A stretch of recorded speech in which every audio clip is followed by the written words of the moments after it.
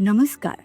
स्वागत छ तपाईँलाई बुद्धका अमूल्य कथा श्रृङ्खलामा, जहाँ हरेक कथा केवल कथा होइन, तर जीवन जिउने सजिलो उपाय हो। त आउनुहोस् कुरा अगाडि बढाउँ। मित्रहरू, तपाईँले कहिले सानो समस्यालाई ठुलो बनाएको अनुभव गर्नुभएको छ? यसै सन्दर्भमा आज भगवान बुद्धले सिकाएको एउटा गहिरो सत्यलाई बुझौँ।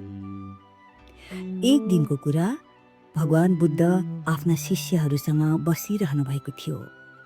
त एउटा शिष्यले प्रश्न सोध्छ, भगवान, मानिसहरू किन सानो दुःखमा पनि धेरै पीडित भएर हताश हुन्छन्?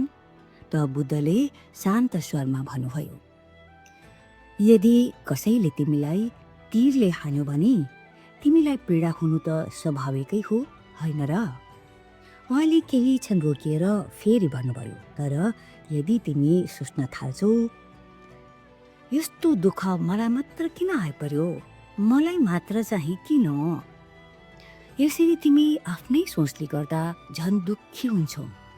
तीरको पीरले भन्दा पनि मनको पीर धेरै बढ्न थाल्छ।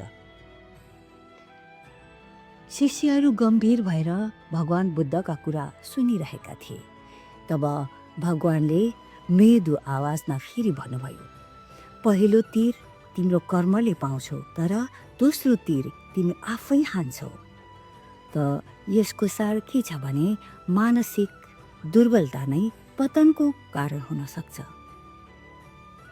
वास्तवमा बुझ्न पर्ने कुरा यहाँ के छ भने समस्या आउनु त जीवनको भाग हो, तर दुःखलाई बढाउनु हाम्रो आफ्नै रोजाइ हो। पहिलो चोट वास्तविक हुन्छ, दोस्रो चोट हाम्रो सोचले बनाउँछ।